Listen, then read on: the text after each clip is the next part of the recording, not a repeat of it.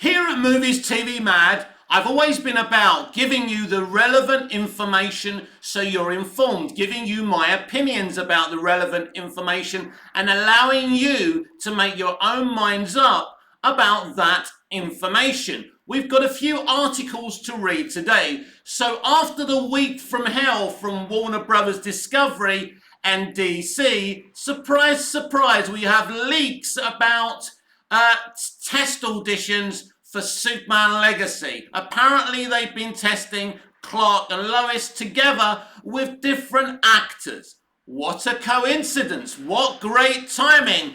Don't look at the clusterfuck, the fire over there with the Flash. Look at this. Look at the excitement. Look at the future.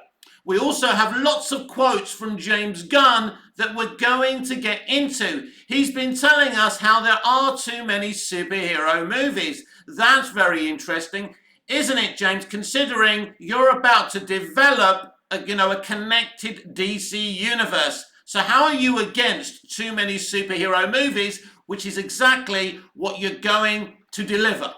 So let's get into the news and the updates that you need to know. And I'm going to give you my opinion on all this information. Then you get to make your own minds up.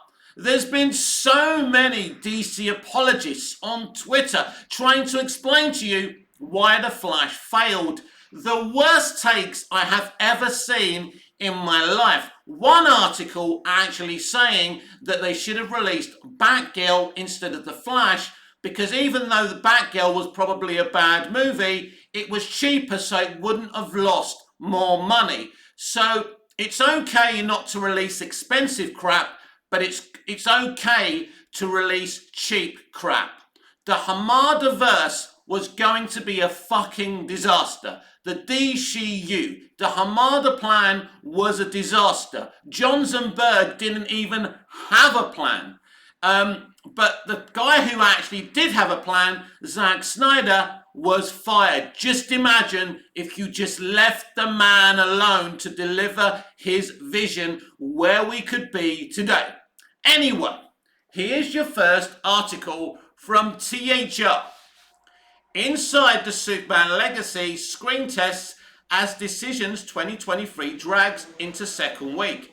James Gunn paired 6 hopefuls for Clark Kent and Lois Lane over the June the 17th weekend, with Nicholas Hoult and Rachel Brosnahan. Now, can I just say something?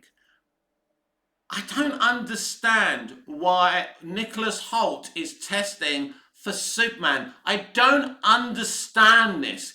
It's insane. You need to cast an unknown. Nicholas Hoult is a very famous actor.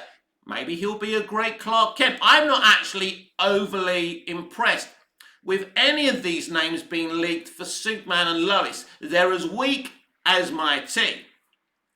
Tom Brittney and Phoebe Diviner and David Corenswet and Emma Mackey, each filming together, by Boris Kitt.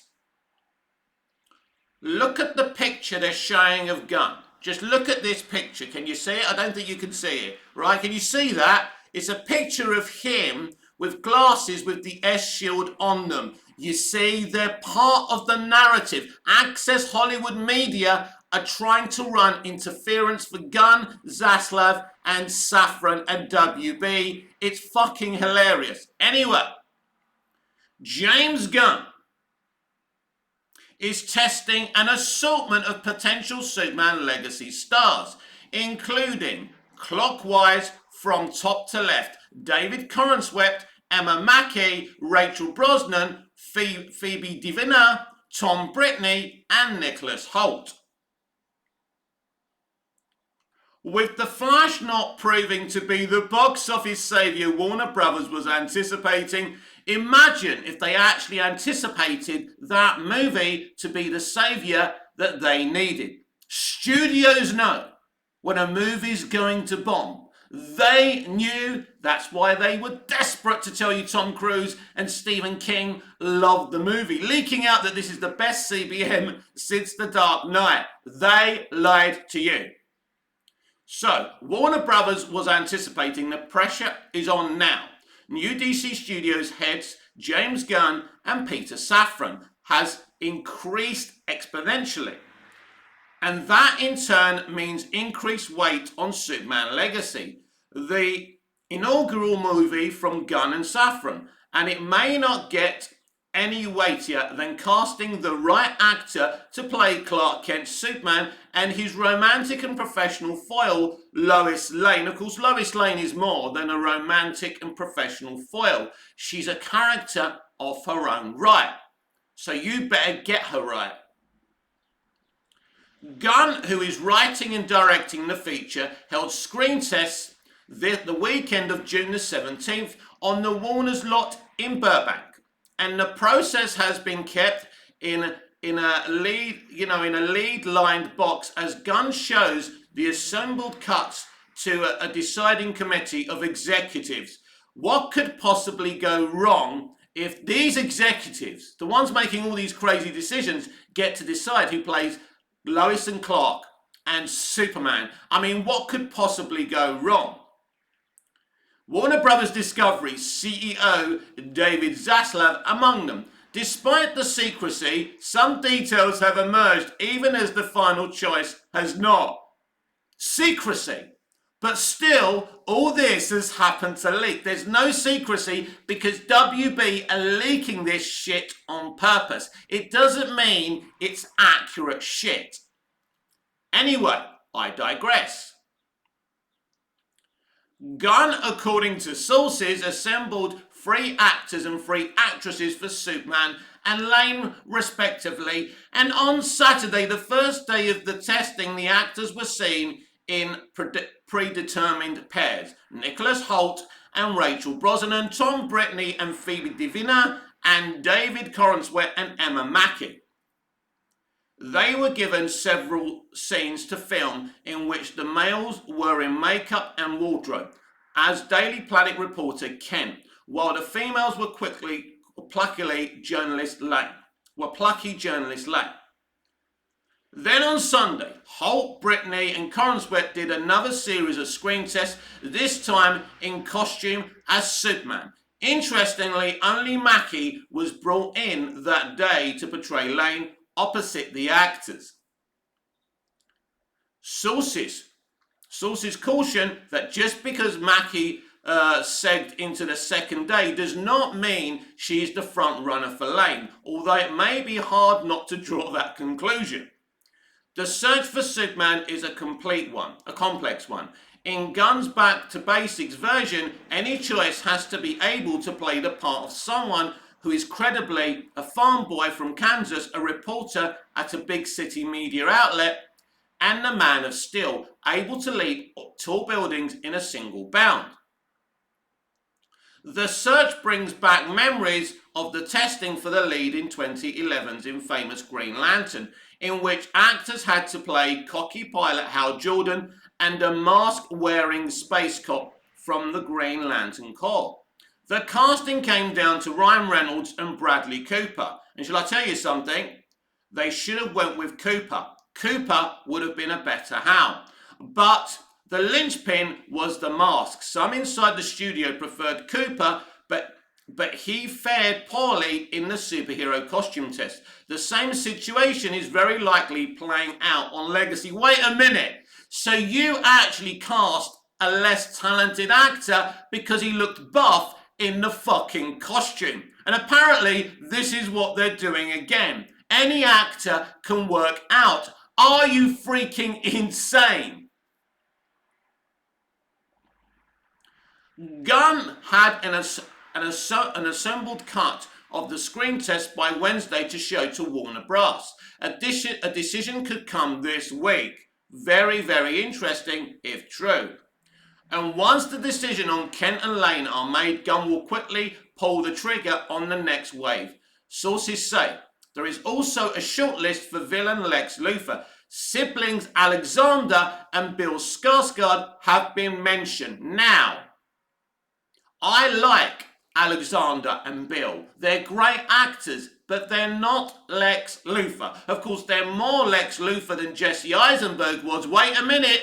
Before you start attacking me, I wouldn't have cast Jesse. but his performance was outstanding. Jesse is a great actor. Don't get it twisted. And I enjoyed his performance as Lex Luthor. I just wouldn't have cast him as Lex. Been mentioned as being on it, and it's not clear whether Holt, who was initially wanted for the part before deciding to try for Kent Superman, would put himself in the running again.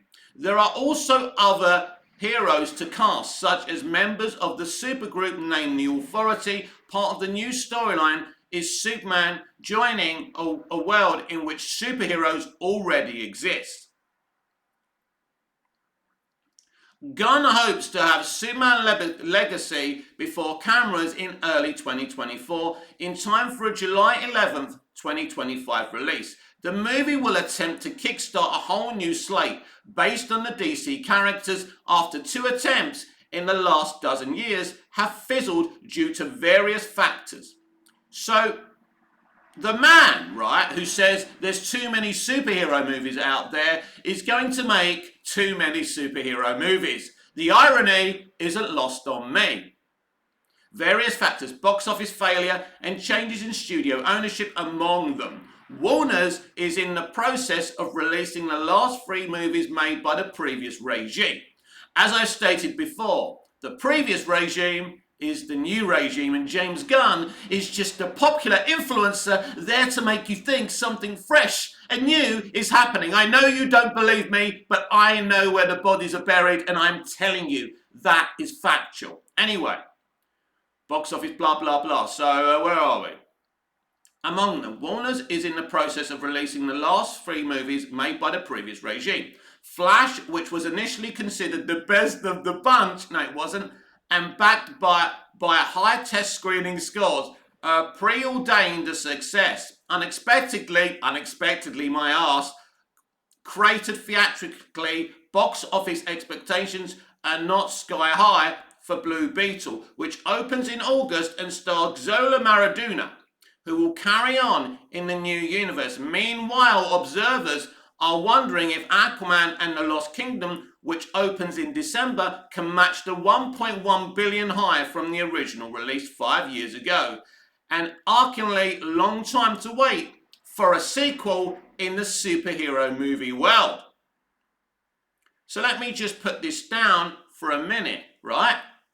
5 years since the first Aquaman was released, the most successful DCEU movie ever released. Instead of giving James Wan DC to do whatever he wants with after he delivered an excellent movie, he wanted to do a trench, spin-off, Aquaman, Atlantis universe spin-off horror movie. They greenlit it, then they cancelled it. That would have been a buffer between Aquaman and the Lost Kingdom. Then kind of the 5-year gap wouldn't have been as bad.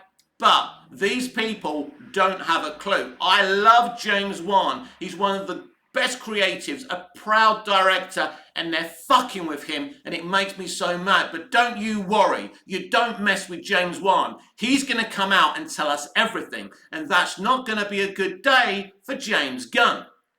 Superman will have 1.5 years theatrical break between the previous regime's movies. But Gunn and Safran know not only do they have to nail it as a blockbuster on its own terms, they have to put their best foot forward to generate enthusiasm for the movies and shows that come after. Yes, they do. And can they? That's the big question. Can they pull this off? Can James Gunn pull off a great Superman movie that leads into a brand new, well, not really a brand new, but that's what they're trying to sell you, a brand new DC universe? The simple answer to that question is, boys and girls, I don't know. But I suppose if you asked me in 1976 if Richard Donner can pull off a Superman movie, I would have given you the same answer. But he did.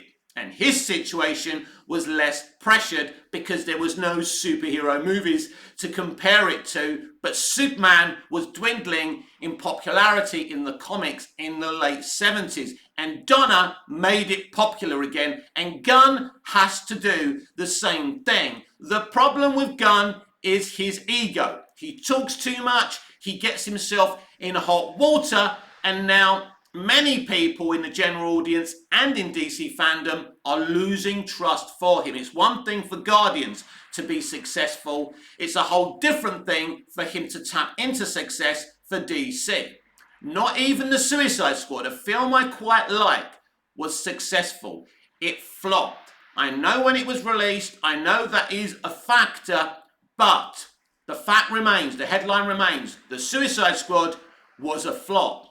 But as I said earlier, the only reason all this news about test screenings, not test screenings, but these auditions, these screen tests for auditions are being leaked, is to distract you from the clusterfuck that is the Flash movie. As I said, don't look there. Don't worry about the fire. No one's going to die. No one's going to get hurt. Look over here.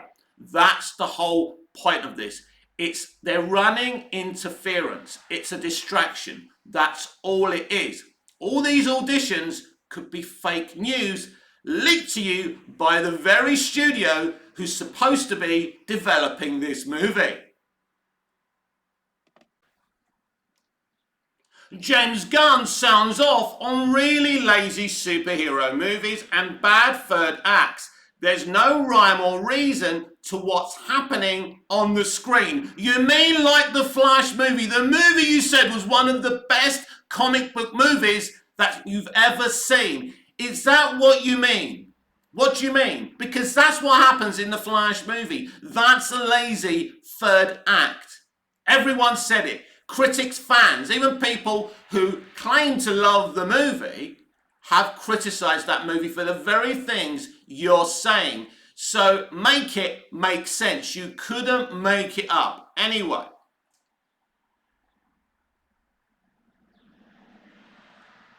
James Gunn agreed during a recent interview on the Inside of You podcast that there are too many superhero movies and television shows. Gunn is the new co-boss of DC Studios alongside Peter Safran, and he assured fans the company will not overextend itself with content as it begins to launch a new DC universe that includes Gunn's Superman Legacy and more. You are going to launch a connected cinematic and television universe involving animation and gaming, and you've just criticized the fact that there's too much superhero content out there. You're a hypocrite. You're contradicting yourself. We're going to be very careful with the product that we put out and making sure everything is as good as it can possibly be, Gunn said. While the sheer volume of superhero content is a problem, Gunn stressed that lazy storytelling is a much bigger issue facing the genre at the moment. Lazy storytelling, wokeness, extremism, it's all part of the same mix. People have gotten really lazy with their superhero stories, Gunn said, and they have gotten to the place where, oh, it's a superhero, let's make a movie about it, and then, oh, let's make a sequel because the first one did pretty well. And they aren't thinking about why is this story special? What makes this story stand apart from other stories? What is the story at the heart of it all? Why is this character important? What makes this story different? That is that it fills a need for people in theatres to go and see. He's saying good, proper and right things, but talk is cheap. Gunn continued. People have gotten a little lazy and there's a lot of biff, pow and bam stuff happening in movies, and I'm watching third acts of superhero films where I really just don't feel like there's a rhyme or reason to what's happening. I don't care about the characters and they've gotten too generic. A solution to the problem is having very different genres within larger superhero movie genre, as opposed to this sort of middle of the road type of genre and tone that so many superhero movies have. I like very serious superhero movies and I like very comedic superhero movies, Gunn said. I like ones that are murder mystery, but it's with superheroes. I like to see these different types of stories as opposed to seeing the same story told over and over again. Gunn and Safran's new DC universe will span film, television, and video games in addition to Superman Legacy, which Gunn is writing and directing. The new DC Universe film slate will also include Supergirl World of Tomorrow and Batman the Brave and the Bold, the latter of which will be directed by the Flash Helmer and Andy Muschietti. What could possibly go wrong there? And that's the article. So basically, Variety have decided to take excerpts of an old interview Gunn did in desperation with his good friend Michael Rosenbaum a couple of weeks ago, just prior to the release of The Flash, to get some hype going. And they're just taking them and putting them there. Why? To distract you again from the clusterfuck that is the Flash movie. James Gunn has always spoke a good game. His CBMs are very, very good. They're solid, but I wouldn't say they're pioneering movies. He talks about doing different genres with superheroes. That could work. He's made a good point. It's about what you have to say about these characters. The reason the Batman and Joker movie from Matt Reeves and Todd Phillips made so much money and got great reviews because they were saying something different about these iconic DC characters. Joker Folie à Deux will have something new to say about the Joker and Harley Quinn, played by Lady Gaga, again. And the Batman 2 will have something new to say about the Batman and the Rogues Gallery. And the Penguin Max series will have something new to say about the Penguin. And that's the point. And this is why when people ask me what I would do with DC, I would cancel DC Universe immediately and just focus on the vision from Todd Phillips and Matt Reeves. Todd always wanted to do a DC Black Label genre. Let him develop it. Let him do that. He's a great movie maker. He's a great filmmaker. Leave him alone. Let him do that. Let him make these movies every 2 to 3 years so we're not oversaturated with them. Let Matt Reeves, who takes a hell of a long time to make his movies, do his thing. That's what we should be focusing on. The visions of Matt Reeves and Todd Phillips. Stop oversaturating the market. This is what needs to happen. But it won't happen because they're greedy. James Gunn says there's too many superheroes on the screen and he's ready to give us even more. The Flash could lose Warner Brothers Discovery almost 200 million. Oh yeah, it's going to lose them a lot more money than that. And that's the reason you're getting bullshit leaks about auditions and what James Gunn said a couple of weeks ago on an interview with his best mate to distract you from this very information. The Flash's second weekend drop-off at the US box office could reportedly put the movie on track to lose Warner Brothers Discovery $200 million. The Flash could be an overwhelming failure that proves costly for Warner Brothers Discovery. Not could, is. Per Twitter user Luis Fernando, The Flash managed to cross 200 million mark globally in its second weekend at the box office. However, the 200 million budgeted DC Extended Universe film, which saw a 72% drop-off at the US box office, was actually 75%, could potentially lose that exact amount, with a marketing campaign reportedly costing 150 million. Why does marketing cost so much money? Who prices this shit up? And 190 million production budget. Fernando claims that The Flash may go down as the worst financial catastrophe since Justice League in 2017. Guess why, Luis? I'll tell you why. Because the same motivation behind Justice League was behind the Flash movie. Additionally, Fernando believes that Warner Brothers Discovery could have lost less money by putting the Flash straight to Max instead of a theatrical release. But Lewis, it's not as simple as that, because you've got to change contracts and you still got to pay the people what you would have paid for a theatrical release. If you knew anything about the industry, you would already know that.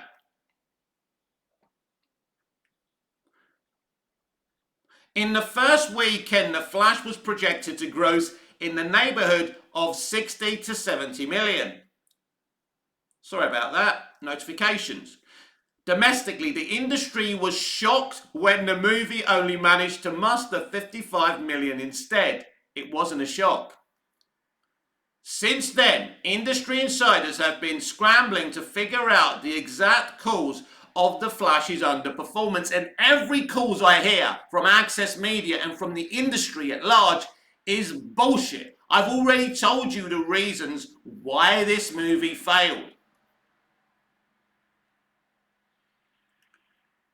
Ezra Miller was never going to be replaced as the Flash. I don't know why the film flopped then. The most glaring issue that has plagued The Flash since its production was the ongoing legal troubles of star Ezra Miller, while DC fans speculated that the actor could be replaced to save the movie. Warner Brothers Discovery stood by their star. A star accused of grooming. We've seen them being violent. They were convicted of breaking and entering. They stood by that star because they don't think grooming is a big deal down in Hollywood.